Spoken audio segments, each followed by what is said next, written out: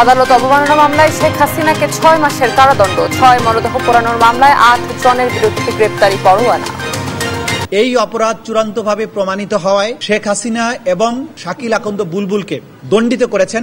আসামি শেখ হাসিনাকে 6 মাসের বিনাশ্রম কারাদণ্ড এবং আসামি শাকিল আকন্দ বুলবুলকে 2 মাসের বিনাশ্রম কারাদণ্ডে দণ্ডিত করেছেন। দেশে গণতন্ত্রের শক্ত ভিত তৈরির জন্য বিএনপি আরও ছাড় দিতে প্রস্তুত বললেন তারেক রহমান। দলের সুনাম ধরে রাখার তাগিদ।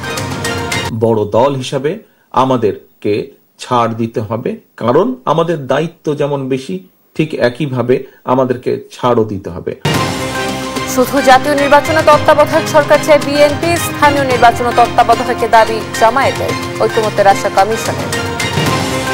সীমান্তে আরও একটি হত্যা মানা হবে না, কুড়িগ্রামে নাহিদ ইসলাম। তুস্তা মহাপরিকল্পনা বাস্তবায়নে টাল বাহানা না করার আহ্বান। নির্মাণের 7 বছরও চালু হয়নি মুন্সিগঞ্জ 16 ঘর ট্রমা সেন্টার, পাল্টাপাল্টি দোষারোপে গণপূর্ত স্বাস্থ্য বিভাগ। চোখের পানি এখনো তাজা গৌরীপুরের জুলাই শহীদ পরিবারের, সন্তানকে নিয়ে হতাশা শহীদের স্ত্রী, সরকারের সুদৃষ্টির আশা।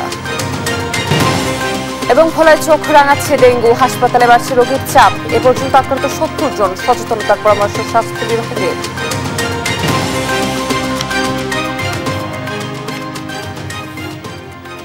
দর্শক শুভ সকাল, সংবাদ সকালে দেখছিলেন শিরোনামগুলো, আপনাদের সঙ্গে আছি আমি অতসী সেন। এবারে পুরো খবর। সাবেক প্রধানমন্ত্রী শেখ হাসিনাকে 6 মাস কারাদণ্ড দিয়েছেন আন্তর্জাতিক অপরাধ ট্রাইব্যুনাল। এর মধ্য দিয়ে দেশের কোন আদালতে প্রথমবার দণ্ডিত হলেন তিনি। আদালত অবমাননার এ মামলার অপর আসামি গাইবান্ধার ছাত্রলীগ নেতা শাকিল আকন্দ বুলবুলকে 2 মাস কারাদণ্ড দেওয়া হয়। এদিকে আশুলিয়ায় 6 মরদেহ পোড়ানোর মামলায় 16 জনের বিরুদ্ধে অভিযোগ আমলে নিয়ে পলাতক সাবেক এমপি সাইফুল সহ 8 জনের বিরুদ্ধে গ্রেপ্তারি পরোয়ানা জারি করেন ট্রাইব্যুনাল। সাবরিনা মজুমদারের রিপোর্ট। গেল বছরের 5 আগস্ট গণ অভ্যুত্থানের মুখে দেশ ছেড়ে ভারতে পালিয়ে যান সাবেক প্রধানমন্ত্রী শেখ হাসিনা। সেখান থেকেই আওয়ামী লীগ নেতাকর্মীদের সঙ্গে যোগাযোগ করছেন তিনি। সেই ধারাবাহিকতায় গেল অক্টোবরে গাইবান্ধার যুবলীগ নেতা শাকিল আকন্দ বুলবুলের সঙ্গে তার ফোনালাপ সামাজিক মাধ্যমে ভাইরাল হয়। সেখানে শেখ হাসিনা বলেন তার বিরুদ্ধে করা 227টি মামলার বাদীকে হত্যার লাইসেন্স পেয়েছেন তিনি। 227টা মার্ডার কেস, আমি বলছি সবাই তালিকা করো, তোমরাও তালিকা করো, কারণ অন্তত 227 জনকে মারার লাইসেন্স পেয়ে গেছি। ফোনালাপের প্রেক্ষিতে আদালত অবমাননার অভিযোগ তোলা হয় ট্রাইব্যুনালে। পরে ট্রাইব্যুনালের নির্দেশে আসামিদের বিরুদ্ধে গ্রেফতারি পরোয়ানা, আত্মসমর্পণের জন্য পত্রিকায় বিজ্ঞপ্তি প্রকাশ ও আসামিদের পক্ষে আইনজীবী নিয়োগ দেওয়া হয়। পরে বুধবার শুনানি শেষে তাদের অনুপস্থিতিতেই রায় ঘোষণা করেন ট্রাইব্যুনাল। এতে শেখ হাসিনাকে 6 মাস এবং বুলবুলকে 2 মাসে বিনাশ্রম কারাদণ্ড দেওয়া হয়।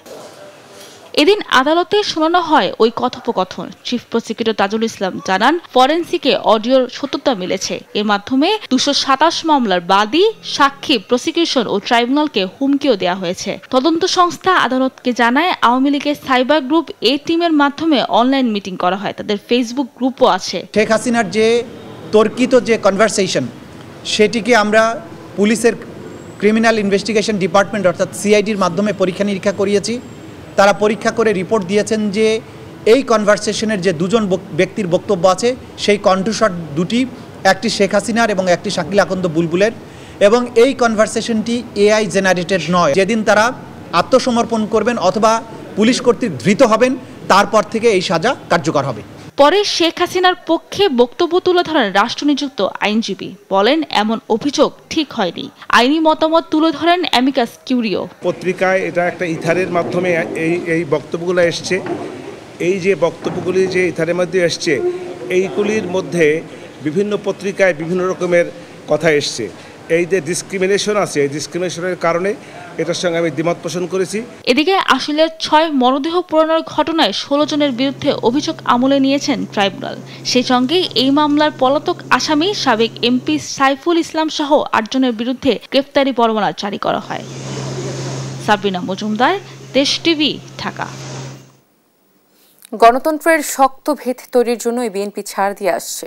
জনগণ চাইলে এখনো ছাড় দিতে প্রস্তুত বলে জানিয়েছেন দলটির ভারপ্রাপ্ত চেয়ারম্যান তারেক রহমান। বলেন, বড় রাজনৈতিক দল হিসেবে জনগণের প্রতি বিএনপির দায়িত্বও বেশি। এ সময় যে কোনো মূল্যে দলের সুনাম ধরে রাখতে নেতাকর্মীদের প্রতি আহ্বানও জানান তিনি। নিয়াজ মোর্শেদের প্রতিবেদন। দীর্ঘ 23 বছর পর পটুয়াখালী জেলা বিএনপির ত্রিবার্ষিক সম্মেলন ও কাউন্সিল। বুধবার সকাল থেকেই দলে দলে যোগ দেয় ডেলিগেটরা। জাতীয় সঙ্গীত দিয়ে সম্মেলন শুরু হওয়ার পরে একে একে বক্তব্য দেন স্থানীয় বিএনপির নেতৃবৃন্দ সহ বিভাগীয় দায়িত্ব পালন করা নেতারাও। জনগণ তার ক্ষমতা দেখাতে পারে বা ক্ষমতা ব্যবহার করে একটা রাজনৈতিক দলের মাধ্যমে। পটুয়াখালীর ব্যায়ামাগার মিলনায়তনে আয়োজিত কাউন্সিলে প্রধান অতিথি হিসেবে ভার্চুয়ালি যুক্ত হন বিএনপির ভারপ্রাপ্ত চেয়ারম্যান তারেক রহমান।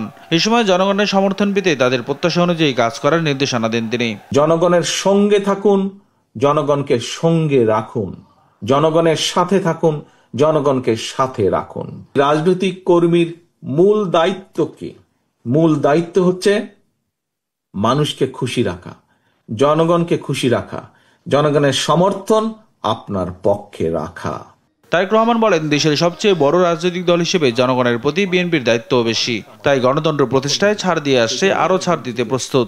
বড় দল হিসাবে আমাদেরকে ছাড় দিতে হবে, কারণ আমাদের দায়িত্ব যেমন বেশি ঠিক একইভাবে আমাদেরকে ছাড়ও দিতে হবে। আমরা ছাড় দিব। এবং আজকে এই কথাটি বলার মাধ্যমে যে কথাটি আপনাদের কাছে আমি তুলে ধরতে চাই, আমরা আমাদের নীতি, আদর্শ, লক্ষ্য, উদ্দেশ্য অবশ্যই আমরা জনগণের কাছে পৌঁছাবো। আমাদের সবকিছুর সিদ্ধান্ত নেওয়ার মালিক, রাজনৈতিক লক্ষ্য, উদ্দেশ্য সবকিছু সিদ্ধান্ত নেওয়ার মালিক জনগণ। কিন্তু আমরা ছাড় দেওয়ার এই অর্থ নয় যে আমরা অন্য কিছুর ব্যাপারে ছাড় দিচ্ছি। স্থানীয় প্রশাসনের চাহিদা বিএনপির নেতাকর্মীদের সহায়তা করার তাগিদ দিয়ে তিনি বলেন, কেউ দলের সুনাম নষ্টের চেষ্টা করলে ছাড় দেওয়া হবে না। প্রশাসন আমাদের সহযোগিতা চাইলে প্রশাসনকে সহযোগিতা করতে হবে, যাতে করে এলাকার মানুষের জান মালের নিরাপত্তা ঠিক থাকে। নিয়াজ মোর্শেদ, দেশ টিভি, ঢাকা। নির্বাচন পদ্ধতির মৌলিক পরিবর্তন চাইলে জনগণের ম্যান্ডেট নিয়ে সংসদে এসে পরিবর্তন করার আহ্বান জানিয়েছেন বিএনপির স্থায়ী কমিটির সদস্য আমির খসরু মাহমুদ চৌধুরী। বুধবার রাজধানীর গুলশানে 4টি রাজনৈতিক দলের সঙ্গে বিএনপির লিয়াজো কমিটির বৈঠক শেষে তিনি এই কথা জানান। আর সংখ্যানুপাতিক ভোটের ভিত্তিতে নির্বাচন চায় না বলে সাফ জানিয়ে দেয় বৈঠকে অংশ নেওয়া দলগুলো। বিস্তারিত মোহাম্মদ আলাউদ্দিনের রিপোর্টে। আসন্ন সংসদ নির্বাচন সামনে রেখে এরই মধ্যে বিভিন্ন রাজনৈতিক দলের সঙ্গে বৈঠক শুরু করেছে বিএনপি। এরই অংশ হিসেবে বুধবার গুলশানে দলটির কার্যালয়ে 4টি রাজনৈতিক দলের সঙ্গে বৈঠক করে বিএনপির লিয়াজো কমিটি।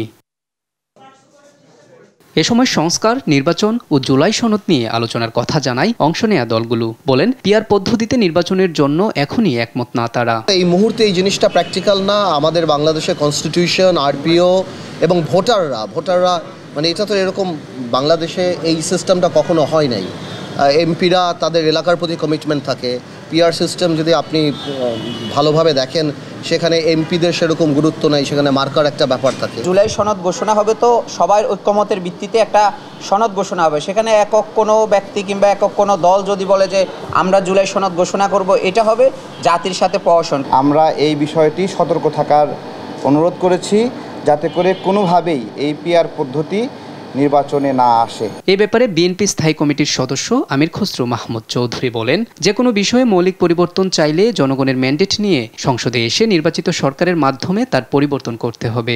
আমাদের 31 দফায় সংখ্যানুপাতিক নির্বাচনের কোনো কথা নেই। যে কোনো বিষয়ে মৌলিক পরিবর্তন হলে আপনাকে জনগণের কাছে যেতে হবে আগামী নির্বাচনে, সেটা সংসদের মাধ্যমে পাশ করতে হবে। বাংলাদেশ নির্বাচনের দিকে এগিয়ে যাচ্ছে, তাই সংস্কার নিয়ে যেসব ব্যাপারে একমত হয়েছে দলগুলো তা প্রকাশের কথাও জানান তিনি। মোহাম্মদ আলাউদ্দিন, দেশ টিভি, ঢাকা। জাতীয় নির্বাচন অনুষ্ঠানে 3 মাস মেয়াদে তত্ত্বাবধায়ক সরকার ব্যবস্থা চায় বিএনপি। কোনো কারণে নির্বাচন বিলম্বিত হলে আরও 1 মাস বাড়ানো যেতে পারে বলে প্রস্তাব করেছে দলটি। তবে তত্ত্বাবধায়ক সরকারের অধীনে স্থানীয় সরকার নির্বাচন চায় না দলটি। আর জাতীয় স্থানীয় 2 নির্বাচনই 4 মাস মেয়াদী তত্ত্বাবধায়ক সরকারের অধীনে চায় জামায়াত ইসলামী। সাইফুল রিপনের প্রতিবেদন। ফরেন সার্ভিস একাডেমি মিলনায়তনে জুলাই আগস্ট অভ্যুত্থানে নিহত শহীদদের প্রতি শ্রদ্ধা জানিয়ে 1 মিনিট নীরবতা পালনের মধ্য দিয়ে শুরু হয় জাতীয় ঐকমত্য কমিশনের 2য় ধাপের 8ম বৈঠক। আলোচনার প্রথমার্ধে নির্বাচনী সীমানা নির্ধারণে নীতিগত সিদ্ধান্তে ঐকমত্যের দ্বার প্রান্তে পৌঁছানোয় আশার কথা জানান রাজনৈতিক দলের নেতারা। নির্বাচন কমিশন স্বাধীন হবে, নির্বাচন কমিশনের তত্ত্বাবধানে বিশেষায়িত কমিটি কাজ করবে যাতে অবাধ, নিরপেক্ষ, বিশ্বাসযোগ্য নির্বাচন নিশ্চিত করা যায় এবং দেশব্যাপী ডিলিমিটেশন নিয়ে, সীমানা পুনর্নির্ধারণ নিয়ে কোন দলবাজি, অতীতে যে অভিজ্ঞতা সেখান থেকে যাতে আমরা বেরিয়ে আসতে পারি। নির্বাচন কমিশনকে এনসিসি, যেটা সাংবিধানিক এবং সংবিধিবদ্ধকরণ যে প্রতিষ্ঠান নিয়োগ কমিটি, এর মাধ্যমে যেন নির্বাচন কমিশনকে শক্তিশালী করা হয়, এই বিষয়ে গণ অধিকার পরিষদ প্রস্তাবনা দিয়েছে। মধ্যাহ্ন বিরতিতে গুরুত্বপূর্ণ ইস্যুতে ঐকমত্য না এলে 3/4 মতৈক্যের ভিত্তিতে সংস্কার প্রস্তাব বাস্তবায়নে জাতীয় ঐকমত্য কমিশন অথবা সরকার উদ্যোগ নেবে বলে প্রত্যাশার কথা জানান জামায়াতে ইসলামীর নায়েবে আমির। 5-7টা ইস্যু আছে, সেটা আরেকদিন আপনাদেরকে বলবো ইনশাআল্লাহ। এগুলোতে যেন আমরা ঐকমত্যে পৌঁছতে পারি। একেবারে পৌঁছতে না পারলে যদি দেখা যায় 3/4 লোক পৌঁছছে, মোর দেন 80% একমত হয়েছে, তো সেগুলোর ব্যাপারে নিশ্চয়ই government and commission will fix up some strategy এটাকে কমপ্লিট করার জন্য। তবে আমরা অত্যন্ত দৃঢ়ভাবে বলতে চাই, আমরা জুলাই সনদের পক্ষে এবং জুলাই সনদ স্বাক্ষরিত করতে হবে। দ্বিতীয়ার্ধের আলোচনায় তত্ত্বাবধায়ক সরকার ব্যবস্থা ফিরিয়ে আনা সহ এর গঠন, মেয়াদ ও কার্যক্রম নিয়ে আলোচনা করেন রাজনৈতিক দলের নেতারা। পরে এ নিয়ে সংবাদ মাধ্যমে কথা বলেন তারা। স্থানীয় নির্বাচন তত্ত্বাবধায়ক সরকার করবে, এই প্রশ্নে আমরা একমত হইনি। বৈঠকে আলোচনার বিষয়বস্তু নিয়ে কথা বলেন এনসিপির সিনিয়র যুগ্ম মহাসচিব আরিফুল ইসলাম আদিব। নির্বাচন কমিশনের অধীনেই একটি বিশেষায়িত কমিটি হবে, যেটি সংবিধানের 119(1) গ এর সাথে সংযুক্ত করা হবে। ডিটেলস কোন কোন প্রক্রিয়ায় যুক্ত হবে তা আমরা ঐক্যমতের স্বার্থে সেই বিষয়টি আমরা পুনর্বিবেচনা করব আমাদের পরবর্তী ফোরামের মাধ্যমে। আর আরেকটি বিষয় সবাই একমত হয়েছে যে সকল দলই তত্ত্বাবধায়ক সরকারের বিষয় একমত হয়েছে। বৈঠকের বিষয়ভিত্তিক আলোচনার ইস্যুতে দলীয় অবস্থান তুলে ধরেন বিএনপির স্থায়ী কমিটির সদস্য সালাউদ্দিন আহমদ। আমাদের দলের নামে বা বিএনপির জন্য সহযোগিতা হচ্ছে না, এই তকমাটা যেন আমাদের না লাগে। আমরাই সর্বোচ্চ সহযোগিতা করে যাচ্ছি একটা জাতীয় ঐক্যমত্যে আসার জন্য। 10% প্রপোজালে যদি একমত হতে বলে, তাহলে আলোচনার তো দরকার নাই। সবাই বলে দিতে পারে যে এই প্রস্তাব দিলাম, সবাই একমত হোক। আমরা জাতির জন্য যেটা কল্যাণকর এবং দেশের জন্য যেটা মঙ্গলজনক এবং যেটা বাস্তবায়ন করা যোগ্য, সেই বিষয়ে আমরা মতামত দিচ্ছি।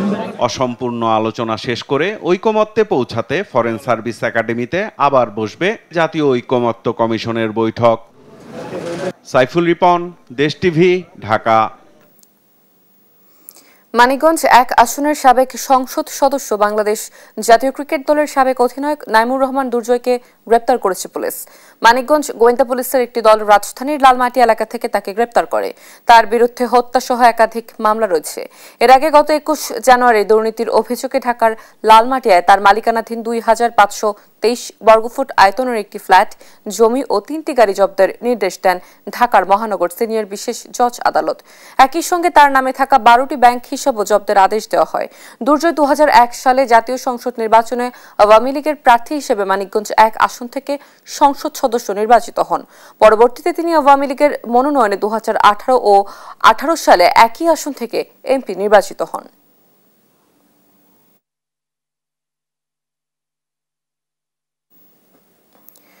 এদেশে ভারতের দালালির দিন শেষ উল্লেখ করে সীমান্তে আরেকটি হত্যাও মেনে নেওয়া হবে না বলে জানান জাতীয় নাগরিক পার্টির আহ্বায়ক নাহিদ ইসলাম।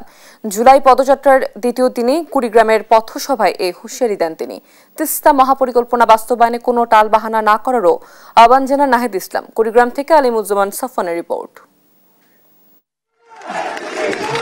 সংস্কার, বিচার ও নতুন সংবিধানের দাবিতে জুলাই পদযাত্রার দ্বিতীয় দিনে উত্তরের সীমান্তবর্তী জেলা কুড়িগ্রামে পথসভা করে জাতীয় নাগরিক পার্টি এনসিপির কেন্দ্রীয় নেতারা।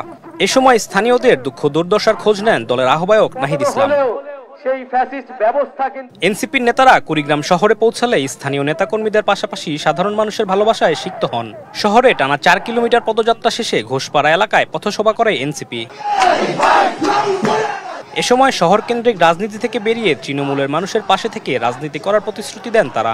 বলেন, গ্রামীণ মানুষের সুখ দুঃখের সারথি হওয়াই এনসিপির লক্ষ্য। সংস্কারের পক্ষে থাকেন, বাংলাদেশের পক্ষে থাকেন, জনতাই বৈধতা, জনতাই ক্ষমতা। আমরা চাই আপনারা আপনাদের যে অধিকার আছে, স্বাস্থ্যের অধিকার, চিকিৎসা পাওয়ার অধিকার, সুশিক্ষা পাওয়ার অধিকার, সেগুলো আপনারা পাবেন। পথসভা থেকে ভারতীয় দালালদের হুঁশিয়ারি দেন এনসিপির আহ্বায়ক নাহিদ ইসলাম। বলেন, সীমান্তে ভারতীয় আধিপত্যের আর কোনো সুযোগ নেই। তিস্তা মহাপরিকল্পনা নিয়ে টালবাহানা নিয়ে হুঁশিয়ারি দেন নাহিদ ইসলাম। কুড়িগ্রাম মানেই তিস্তার পানি চুক্তির জন্য আমাদের যে লড়াই, পানির ন্যায্য হিস্যার জন্য যে লড়াই, সেই লড়াইয়ের প্রতিচ্ছবি হচ্ছে কুড়িগ্রাম। তিস্তা মহাপরিকল্পনারে নিয়ে কোনো ধরনের টালবাহানা জাতীয় নাগরিক পার্টি মেনে নেবে না।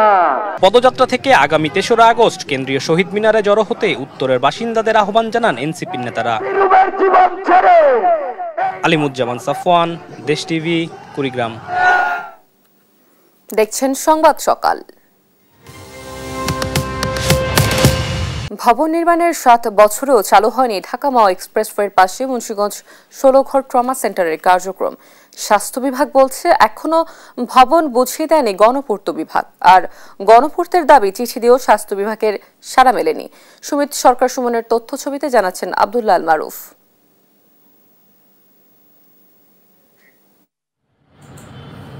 ঢাকা মাওয়া এক্সপ্রেসওয়ে শ্রীনগর দোহার, শ্রীনগর মুন্সিগঞ্জ আন্তঃসড়ক সহ অভ্যন্তরীণ সড়কগুলোতে দুর্ঘটনায় আহতদের দ্রুত চিকিৎসার জন্য শ্রীনগরের ১৬ ঘরে ২০ শয্যা বিশিষ্ট ট্রমা সেন্টার নির্মাণ করা হয় ২০১৮ সালে। ২,২৯ লাখ টাকা ব্যয়ে ৩তলা ভবন নির্মাণের ৭ বছর পেরিয়ে গেলেও শুরু হয়নি চিকিৎসা সেবা কার্যক্রম। বিল্ডিং রেডি হওয়ার পরও এটা কোনো উদ্বোধন নাই, কোনো তদারকি নাই, মানুষের কোনো উপকার আসতেছে না। রক্ষণাবেক্ষণের অভাবে ভবনটির দেওয়ালের বিভিন্ন অংশে উঠে গেছে আস্তরণ, মেঝেতে জমেছে শেওলা ও আগাছা, লোহার কাঠামোতে ধরেছে মরিচা, চুরি হয়েছে ভবনের লাইট, ফ্যান সহ নানা সরঞ্জাম। ফ্যান ছিল, তারপরে গ্রিল ছিল, তারপরে থাই গ্লাসগুলো দিয়ে সবই নির্মাণ করা ছিল, উদ্বোধনও করার কথা ছিল, কিন্তু কি কারণে হয় নাই বুঝতে পারি নাই, কিন্তু এটি অনেক জিনিস চুরি হয়ে গেছে। পদ্মা সেতু চালু হওয়ার পর ঢাকা মাওয়া এক্সপ্রেসওয়েতে যানবাহনের সঙ্গে বাড়ছে দুর্ঘটনাও। এ কারণে ট্রমা সেন্টারের কার্যক্রম দ্রুত চালুর তাগিদ হাইওয়ে পুলিশের। শ্রীনগর উপজেলার যে একটা ট্রমা সেন্টার রয়েছে, আমরা জানি যে এখনো পর্যন্ত সেটা কার্যক্রম নাই। তো আমার মনে হয় সেটা যদি কার্যক্রমটা চালু করা হয় এবং শ্রীনগর উপজেলা স্বাস্থ্য কমপ্লেক্স যদি সক্ষমতা বৃদ্ধি করা হয়, তাহলে আর লোকজন আরও মৃত্যুর সংখ্যা কমে আসবে এবং লোকজন সুচিকিৎসা পাবে। আর ট্রমা সেন্টারটি চালু নিয়ে পরস্পরকে দোষারোপ করছে গণপূর্ত বিভাগ ও জেলা সিভিল সার্জন অফিস। অবকাঠামো নির্মাণ হয়েছে, আপনার স্বাস্থ্য বিভাগ এটা এখনো হ্যান্ডওভার পায়নি, এটার কিছু কাজ বাকি আছে, সেই বাকি কাজের জন্য গণপূর্ত বিভাগ কাজ করছে। বারবার চিঠি লেখার পরেও হাসপাতাল কর্তৃপক্ষ এটা আমাদের কাছ থেকে হ্যান্ডওভার নিয়ে নেয়। পরবর্তীতে এটা কি হয়েছে, ইনসিকিউর অবস্থায় থাকে। এখন যেটা দেখা গেছে যে ওখানে অনেক জিনিসপত্র চুরি হয়ে গেছে। দোষারোপ পরিহার করে ট্রমা সেন্টারটিতে দ্রুত সেবা কার্যক্রম চালুর দাবি জানিয়েছেন স্থানীয়রা। আব্দুল্লাহ আল মারুফ, নিউজ ডেস্ক, দেশ টিভি। বৈষম্য বিরোধী ছাত্র আন্দোলন চলাকালে ময়মনসিংহের গৌরীপুরে পুলিশের গুলিতে শহীদ হওয়া বিপ্লব হাসান, নুরে আলম সিদ্দিকী ও জোবায়ের আহমেদের পরিবার এখনো খোঁজে তাদের। আর কোনোদিন ফিরে আসবে না তা জেনেও অঝরে ফেলেন চোখের পানি। সহকর্মী ইলিয়াস আহমেদের রিপোর্ট, জানাচ্ছেন শামীম হোসেন। বৈষম্য বিরোধী ছাত্র আন্দোলন চলাকালে গেল বছরের ২০ জুলাই ময়মনসিংহ জেলার গৌরীপুর উপজেলার কলতাপাড়া এলাকায় পুলিশের সাথে ধাওয়া পাল্টা ধাওয়ায় গুলিবিদ্ধ হয়ে শহীদ হন বিপ্লব হাসান, নুরে আলম সিদ্দিকী ও জোবায়ের আহমেদ। এদের মধ্যে শহীদ বিপ্লব পড়াশোনার পাশাপাশি তেলের মিলে শ্রমিকের কাজ করে সংসারের হাল ধরেছিলেন। মাদ্রাসায় শিক্ষকতা করে সংসার চালাতো নুরে আলম সিদ্দিকী, আর জোবায়ের ছিলেন দোকানে। উপার্জনক্ষম সন্তানদের হারিয়ে পরিবারগুলো এখন ভেঙে পড়েছে। জুলাই শহীদ নুরে আলম সিদ্দিকীর মৃত্যুর ৭ মাস পর ঘর আলো করে আসে ফুটফুটে কন্যা সন্তান। তার মেয়ে সাবরিনা বিনতে সিদ্দিকীর বয়স এখন ৬ মাস। নুরে আলম সিদ্দিকীর স্ত্রী সাদিয়া খাতুনের আক্ষেপ সন্তানকে ভালো কিছু খাওয়াতে না পারার। মানে খুব কষ্টই হইতেছে চলাফেরা, বাবুর ইচ্ছা হইতেছে যে বাবুরে ওইটা কিনে দিব ওইটা কিনে দিব, কিন্তু তার সামর্থ্য আমার কাছে নাই। আমার স্বামী বৈষম্যের শিকার হয়ে মারা গেছে, আমি এবং আমার সন্তান যেন বৈষম্যের শিকার না হই। এদিকে জুলাই মাস সন্তান হারানোর মাস উল্লেখ করে চোখের পানি ফেলে শহীদ বিপ্লব হাসানের আত্মার শান্তি কামনায় দোয়া চান তার বাবা।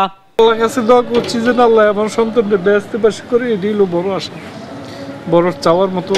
সারা দেশবাসীর কাছে আমি এটাই আল্লাহর কাছে দোয়া করি যারা আমার সন্তানের জন্য দোয়া চাই। আর শহীদ পরিবারের পাশে সরকারকে আরো জোরালোভাবে দাঁড়ানোর আহ্বান জানিয়ে আওয়ামী ফ্যাসিস্টদের বিচারের মুখোমুখি করার দাবি এই বৈষম্য বিরোধী নেতার।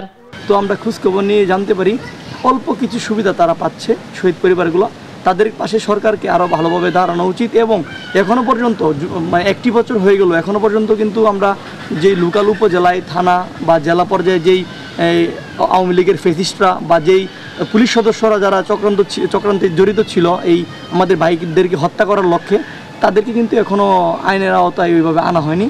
বৈষম্য বিরোধী আন্দোলনে ময়মনসিংহ, গৌরীপুর এবং ফুলপুরে 5 জন শহীদ সহ দেশের বিভিন্ন স্থানে আন্দোলনে অংশ নেয়া 41 জন শহীদ হন।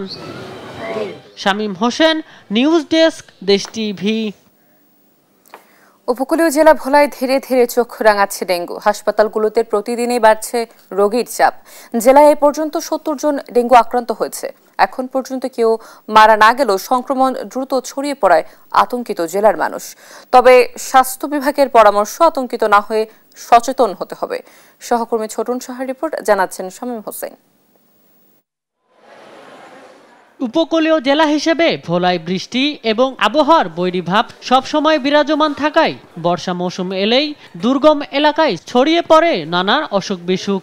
বিশেষ করে ডেঙ্গু এখন এ জেলার আতঙ্কের কারণ। প্রতিদিনই আক্রান্ত রোগীরা হাসপাতালে ভর্তি হচ্ছেন। রোগ দ্রুত ছড়িয়ে পড়ায় অনেকটাই আতঙ্কের মধ্যে রোগীর স্বজনরা। এখন ঘরে ঘরে ডেঙ্গু জ্বর বেশি, এই জন্য আমরা হাসপাতালে আছি। 3 দিন হাসপাতালে আছি, ডেঙ্গু হয়েছে, কোনো অনেক চিকিৎসা চলে কিন্তু ভালো হয় না। ভোলা যেভাবে ডেঙ্গু হইতেছে আমরা খুব চিন্তিত আছি আমার ছেলেকে নিয়ে। ডেঙ্গু জ্বর হয়েছে, এই জন্য একটু ভয়ের ভিতরে আছি, এখন চিকিৎসা চলতে আছে। শুধু ডেঙ্গু নয়, সঙ্গে বেড়েছে নিউমোনিয়া, ডায়রিয়া সহ নানা রোগ। ফলে সদ্য সংকটে অনেকেই হাসপাতালের মেঝেতেই চিকিৎসা নিচ্ছেন। তবে চিকিৎসকরা আতঙ্কিত না হয়ে সচেতন হওয়ার পরামর্শ দিয়েছেন। ভোলা জেলা হাসপাতালে গত 1 মাসের তুলনায় বর্তমানে কিছুটা সংক্রমণ বেড়েছে ডেঙ্গুর। তো আমরা সকল ধরনের সেবা চালিয়ে যাচ্ছি। এখন পর্যন্ত রোগী আমাদের সুস্থ হয়ে বাড়ি ফিরেছেন সবাই, কেউ মারা যায়নি। আমাদের উপদেশ হচ্ছে, যেহেতু এখন বৃষ্টি বাদলের দিন, কেউ 3 দিনের বেশি পানি জমা রাখবেন না। ঘরে ঘরে জ্বর এবং করোনার লক্ষণ নিয়েও হাসপাতালে পরীক্ষা করাতে আসছেন রোগীরা। এমন বাস্তবতায় পৌর এলাকায় মশক নিধন অভিযান চালুর দাবি ভোলাবাসীর। শামীম হোসেন, নিউজ ডেস্ক, দেশ টিভি। দেখছেন সংবাদ সকাল।